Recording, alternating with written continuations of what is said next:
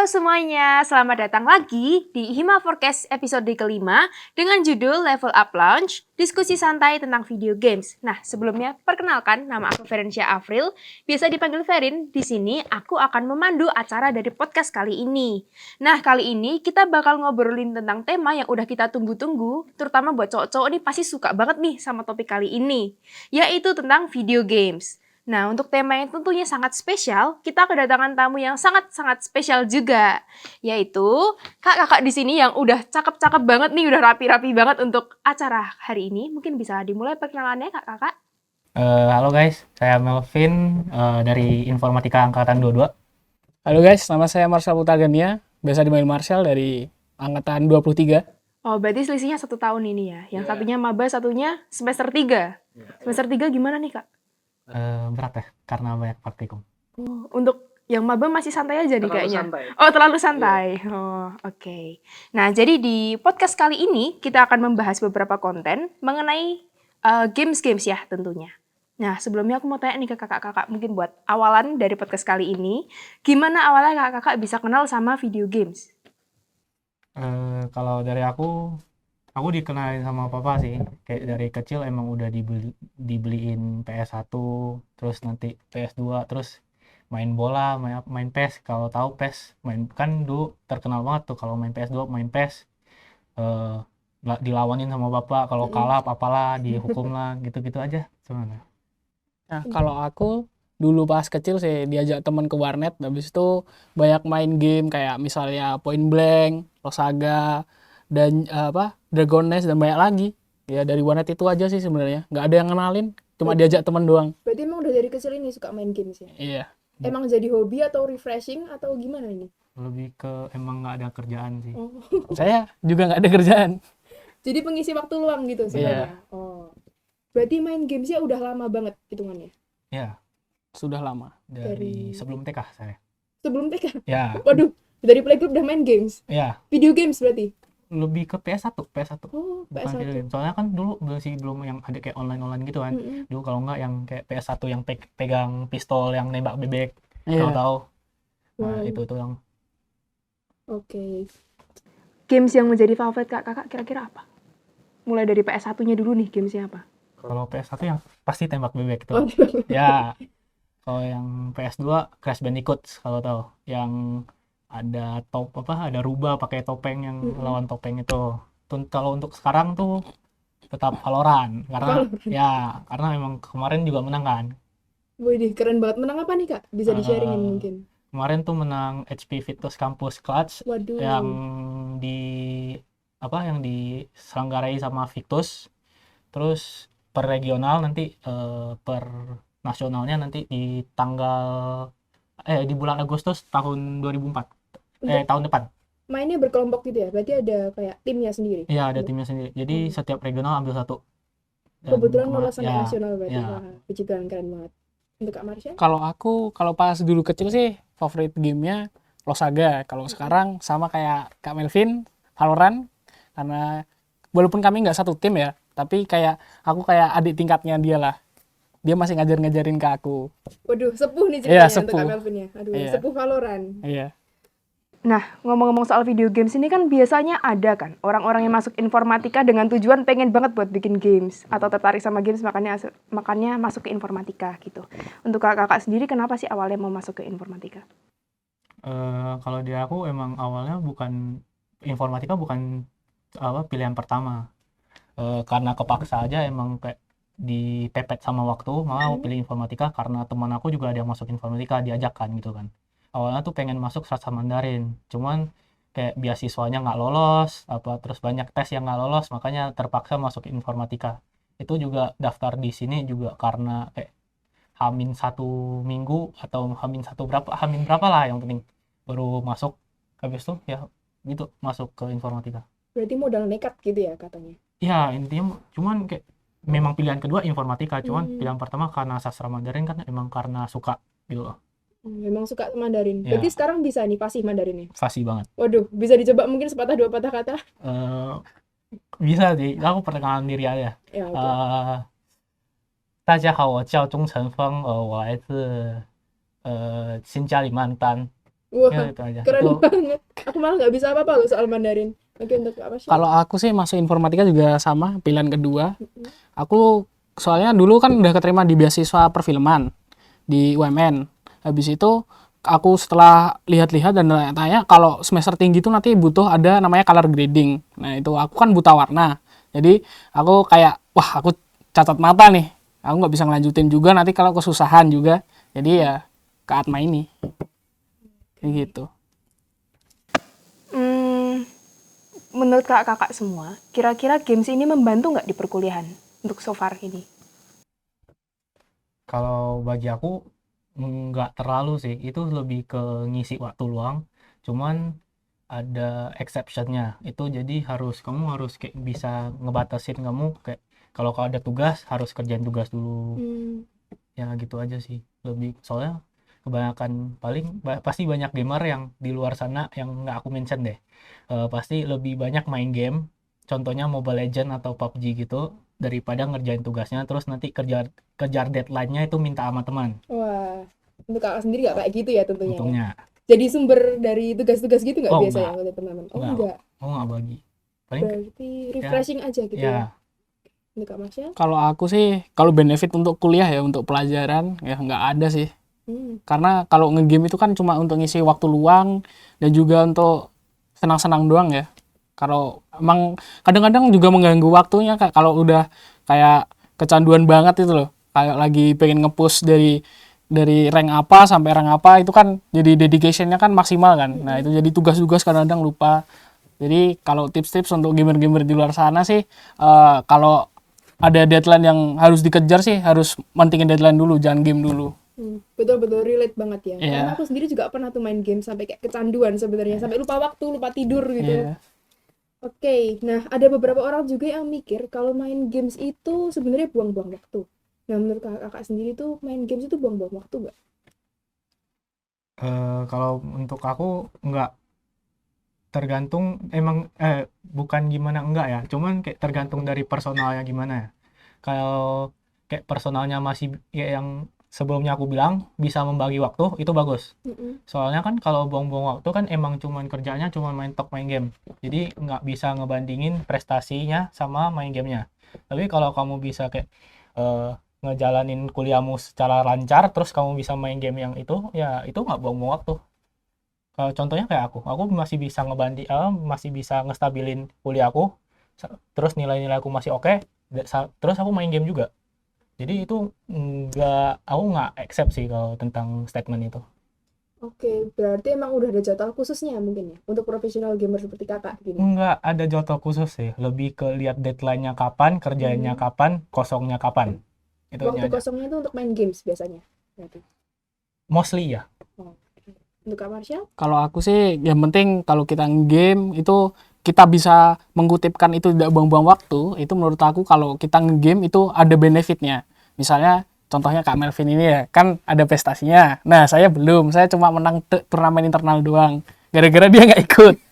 Nah, itu kayak ada duit buat jajan dan banyak lagi. Jadi kalau ngegame itu bakal buang-buang waktu. Kalau kamu misalnya setiap hari main 12 jam, nggak ada benefitnya, tetap cupu aja ya sama aja, nggak ada apa hasilnya.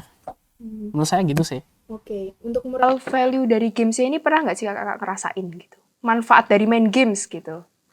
Manfaat dari game kayak kamu bisa berpikir di luar nalar ya. Jadi kayak kan ini contohnya Valorant deh. Valorant kan 5 lawan 5 kayak FPS game base gitu kan. Jadi kamu bisa kayak mikir musuh bisa ngapain nih. Jadi kamu bisa one step ahead di atas musuh, atau kayak di beberapa langkah. Jadi kamu bisa mikir musuh habis ini ngelakuin ini, habis itu ngelakuin apa. Jadi kan kamu bisa nge-counter dia tuh.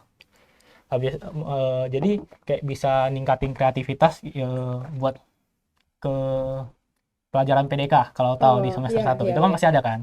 Jadi kayak kamu bisa kayak pakai kreativitasnya di dalam PDK itu. Jadi ada benefitnya juga. Nggak semuanya nggak ada benefit sih kalau main game.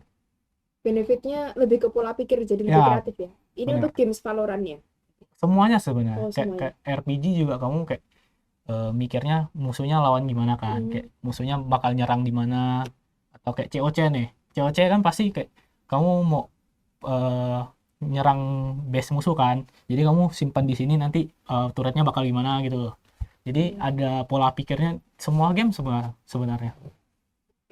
Untuk Kak Marsha? Kalau aku sih critical thinking ya, soalnya kalau misalnya aku kan di tim yang tim B-nya itu kan aku jadi IGL-nya. Nah, itu kan kadang-kadang misalnya aku nge-scrim sama timnya Kak Melvin. Nah, Kak Melvin kan mesti timnya Kak Melvin kan mesti mainnya pelan-pelan, bener-bener pelan. Nah, kita cara cara counter dan juga mengkontrol timnya Kak Melvin ini gimana? Jadi kita kayak harus menemukan solusinya tuh harus dari A ke B, B ke C ke D. Jadi harus bertahap dengan baik. Jangan sampai ada yang miss supaya nggak kalah.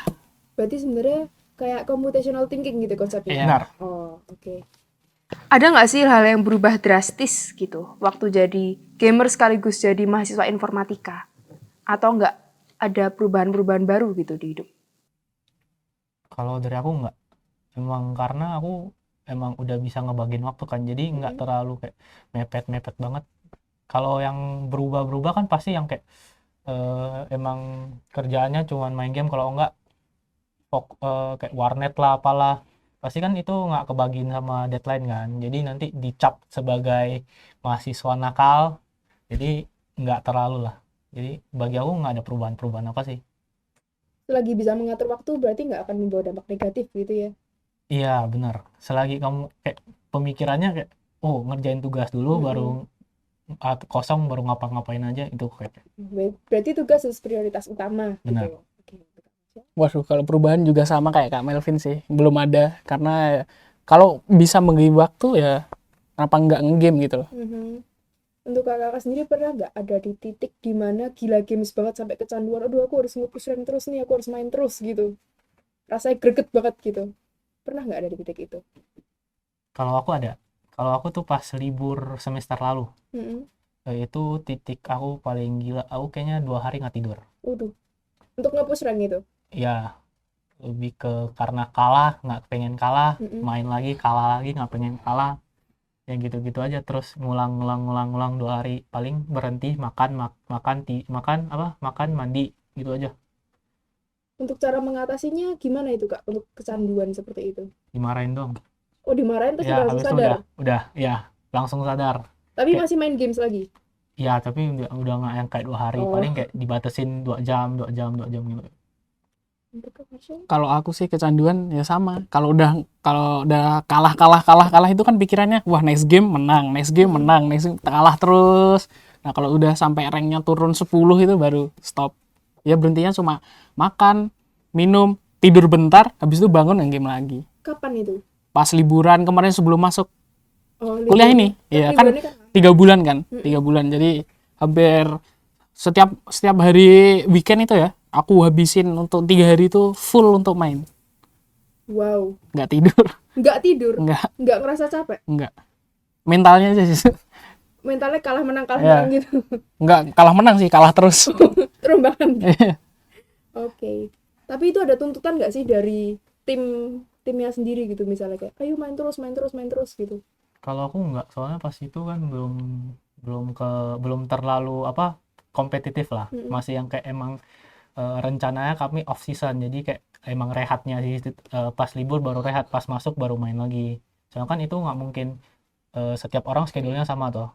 Pas libur kan mungkin dia liburan lah, mungkin yang ini ngapain lah, kan pasti banyak event-event kayak aku ada pulang kampung, lomba basket apa gimana, kan beda lagi itu, kenapa sih nabrak, jadi emang direhatin aja pas itu, jadi nggak terlalu.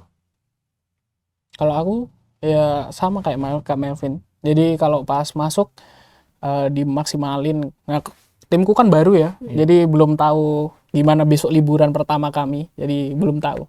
Oke.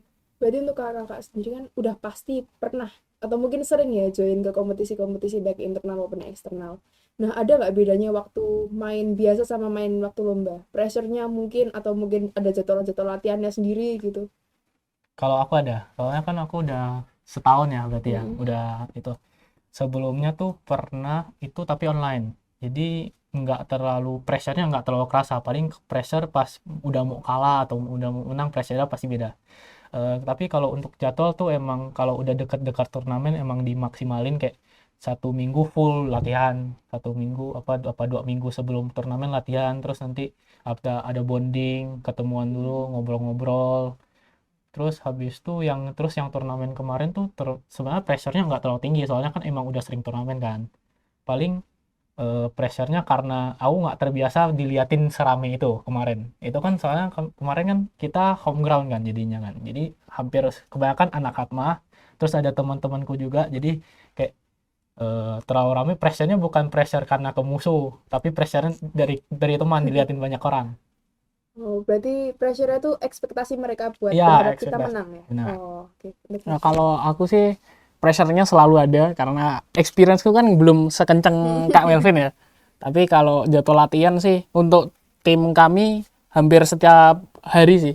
Kami kalau main mesti dipisah-pisah dulu, nanti kalau sudah selesai main nanti kita kumpul di Discord untuk ngomong-ngomong. Nah, kalau bonding sih biasanya kalau diajak sama Kak Kevin itu PJ Valorant kami dan juga timnya dari Kak Melvin diajakin, jadi semua tim A tim B dikumpulin ngomong-ngomong bla bla bla. Ya gitu aja sih. Kalau jadi seorang gamers itu kan pasti pernah kan fase-fase cupu gitu. Fase-fase mulai dari nol banget. Pernah nggak ngerasain down di situ kayak dikata-katain terus sama teman-temannya, aduh lu cupu banget gitu. Kalau aku kayaknya pernah. Aku tuh, tapi aku kayak cupu tapi menang. Nah, Masalah itu aja. Jadi kayak bisa dibilang hoki, bisa dibilang enggak. Cuman kayak aku lebih ke kalau di Valorant kan kayak ada role gitu kan. Jadi enggak setiap match itu pasti perform. Pasti ada yang kayak down bad lah, apa kayak bad game. Pasti paling dibacotin sama publik. Soalnya kan enggak setiap hari mainnya sama tim. Soalnya kan bentrok kan. Jadi mungkin ada yang kayak main sendiri dibacotin sama apa dibilangin sama publik-publik lah. bisa sampai sejago ini tuh latihan terus ya berarti? Atau sering main? Ya Sering lebih main? ke sering main sih kalau sebenarnya. Hmm. Kalau mau emang kalau jago tuh sebenarnya semua orang jago kalau emang sering main. Kayak udah tahu gimana, terus kayak udah terbiasa lah. Oke, untuk Kak Marsha? Biasanya memang di publik sih, kalau di teman sendiri kan cuma kadang-kadang diejek-ejek doang, kok di bawah kok di bawah. Nah, kebetulan roleku kan support kan ya, kan nggak selalu harus ngekill terus. Jadi memang ada harinya ada lagi jago banget, ada yang nggak jago banget, jadi ya balance lah. Kalau diejek-ejek mah biasa, kadang cupu kadang jago kan hal normal. Oke. Nah, kira-kira saat kakak masuk ke informatika, pernah nggak kepikiran buat games gitu? Dan kira-kira games apa yang pengen dibikin waktu kepikiran? Kalau aku ada. Apa itu? Oh pas itu tuh cuma pengen kayak buat yang turn based yang kayak COC. Oh, Ya soalnya kan dulu hektik banget tuh main COC pas SMP apa SD. Karena soalnya papaku main kan. Jadi aku kayak circle papaku semua main, aku ikut main. Terus aku bilang, ini gimana ya buat game ini sebenarnya? Kayak bisa ngedeploy kayak troops gitu, ngemasak troops, terus ini kegunaannya apa, kayak keren aja gitu. Sebenarnya. Terus habis itu lebih ke game yang kayak Tetris atau chess gitu kalau tahu. Cuman pengen dimodifikasi aja. Sampai sekarang masih pengen nggak bikin Enggak gitu? sekarang. Udah nggak? Ya, Berarti emang cuman pas itu dong. oh, Pas kecil, pas SD, SMP gitu. Kayak kepikiran. Kalau aku sih kayak pengen bikin RPG ya dulu pas kecil, kayak pertama kali lihat apa Dragon Age itu kan keren banget. Wah, aku bikin jadi bisa custom karakternya satu dengan apa ceritanya sendiri, habis itu bos-bosnya dengan cerita-cerita sendiri. Setelah saya lihat coding jadi tidak mau. semua games-games itu tuh dibikin dari coding ya ketepan. Iya, pasti. Oh. Nggak bisa cuman animasi. Mungkin aku mau minta saran dari kakak-kakak semua buat teman-teman yang main video games nih, ada nggak saran-sarannya biar nggak begitu kecanduan, biar tetap bisa bagi waktu gitu? Kamu dulu. Oke. Boleh kalian sebenarnya boleh kecanduan main game, cuman harus tahu waktu sama buktikan kalau ke papa mama atau ke teman-teman kalian kalau kalian punya prestasi kayak gue. Wah, keren abis. Gila. Kalau saya sih tipsnya jangan kecanduan itu boleh kalau ada benefitnya loh. Jadi kayak bener kata Kak Melvin, kalau harus tunjukin sama ayah dan ibu kalau kamu nih kecanduan dan buang-buang waktu nge-game itu harus ada benefitnya. Oke. Terima kasih kepada Kak Melvin dan juga Kak Marshall yang udah men-sharingkan pengalamannya selama terjun di dunia games. Semoga teman-teman yang menonton podcast kali ini bisa mengambil banyak nilai positif dari yang namanya video games ini. Nah, semoga juga teman-teman pendengar Hima Podcast kali ini tetap semangat dalam menjalankan kegiatannya ya. Terima kasih.